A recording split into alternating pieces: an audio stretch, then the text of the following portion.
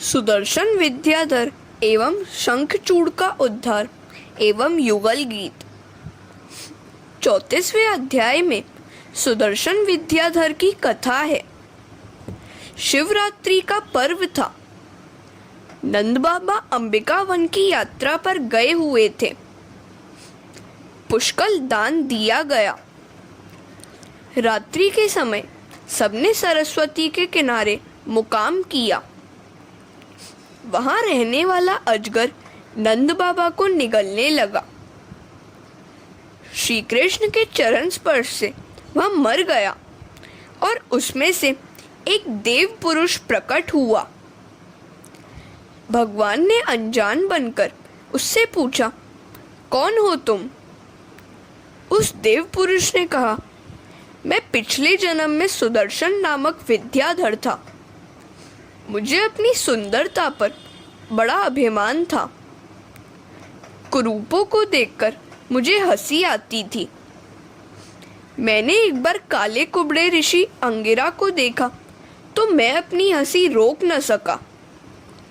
ऋषि क्रोध से भड़क उठे और बोले, रे उद्धत, मेरा शरीर भले ही काला कुबड़ा है, किंतु मन हृदय तो उज्जवल है। किंतु तेरी बात तो ठीक उल्टी है। मैंने तो सत्संग से अपनी कृति सुधार ली है। तेरा तन तो उजला है, किंतु मन काला कलूटा है। मैं तुझे श्राप देता हूं कि तू अजगर बनेगा। शरीर में कौन सी सुंदरता है?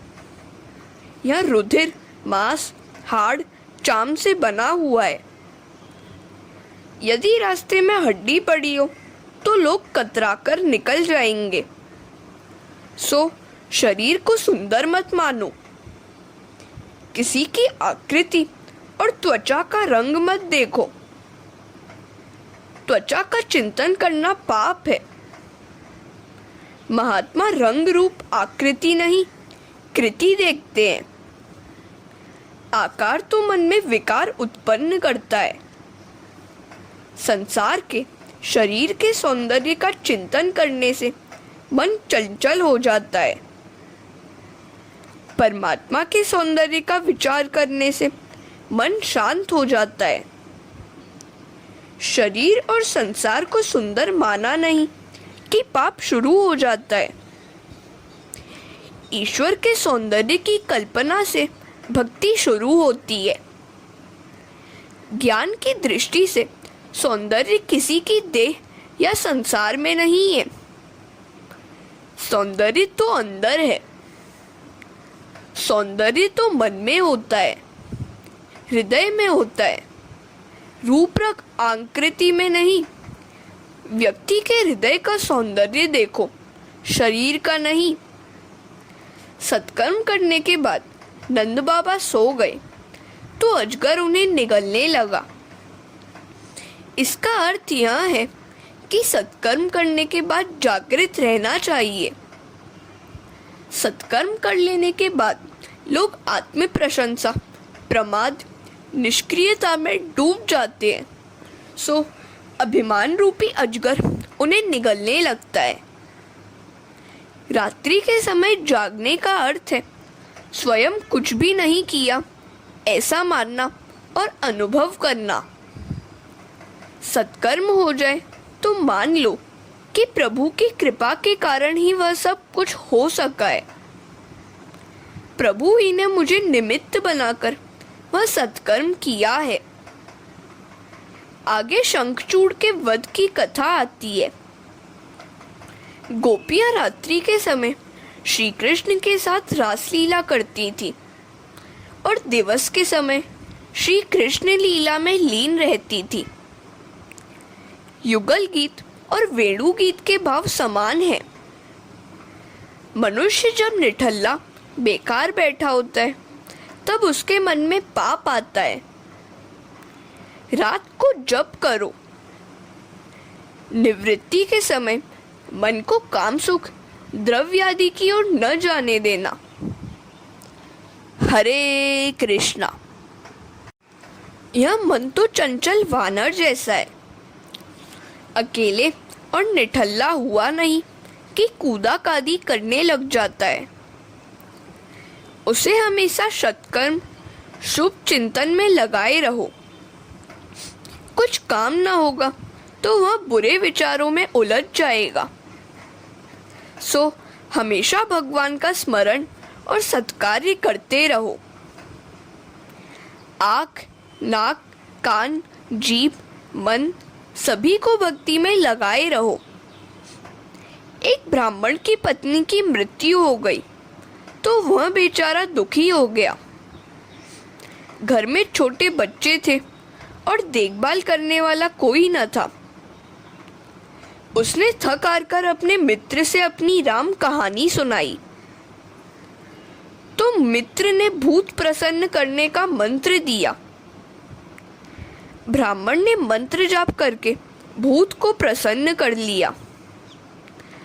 भूत ने प्रसन्न होकर कहा, मैं तुम्हारे सभी कामकाज करूंगा, किंतु मैं बेकार नहीं बैठ पाऊंगा। यदि मुझे कुछ काम न दिया गया तो मैं तुम्हें खा जाऊंगा। भूत तो सभी काम कुछ ही मिनटों में खत्म कर देता था। ब्राह्मण चिंतित हुआ कि यह बेकार हो गया तो मुझे खा जाएगा। उसने मित्र से बात की तो मित्र ने उत्तर दिया, अपने आंगन में एक बड़ा सा बांस गाड़ दो और भूत से कहो कि कामकाज से निवृत्त होने पर इस बांस पर चढ़ते उतरते रहना। ब्राह्मण ने ठीक वैसा ही किया। भूत समझ गया कि यह तो मेरा भी गुरु है। वह शांत हो गया। मन भी उस भूत जैसा ही है। इसे काम न दोगे तो वह तुम्हें खा जाएगा। जब तक नींद न आने लगे बिस्तर के पास तक न जाना और काम में लगे रहना चाहिए। जिसे मन की चंचलता का भान हो जाए उसे आत्मदर्शन हुआ है ऐसा माना जाए तो कोई आपत्ति नहीं है, क्योंकि एको देवो मन साक्षी। गोपियां सारा दिन घर का कामकाज करती रहती थी और रात को इकट्ठी होकर कृष्ण लीला का चिंतन करती थी, कीर्तन करती थी। ध्यान अकेले किया जाए, किंतु कीर्तन तो सारे लोग मिलकर करें। लोग घर को तो स्वच्छ रखते हैं, किंतु मन की ओर ध्यान ही नहीं देते। रात को सोने से पहले घर के सभी छोटे बड़े एक साथ बैठकर भजन कीर्तन करें तो बड़ा अच्छा है। घर पवित्र हो जाएगा। कथा कीर्तन भक्ति है। कीर्तन के 3 प्रकार हैं, नाम संकीर्तन, गुण संकीर्तन और लीला संकीर्तन। घर में हर दिन संकीर्तन होना चाहिए। अरे सखी, मेरा कन्हैया भी कई तरह से बांसुरी बजाता है। जब वह दाहिने गाल की ओर रखकर बांसुरी बजाता है तब गोपियां तन्मय हो जाती हैं। आकाश की ओर दृष्टि करके बजाता है तब पाताल की नाग कन्याएं डोल उठती हैं।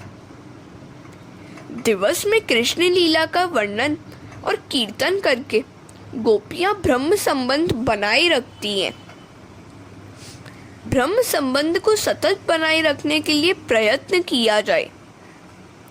एक क्षण मात्र भी जड़ वस्तु की ओर ध्यान न जाना चाहिए। हरे कृष्णा।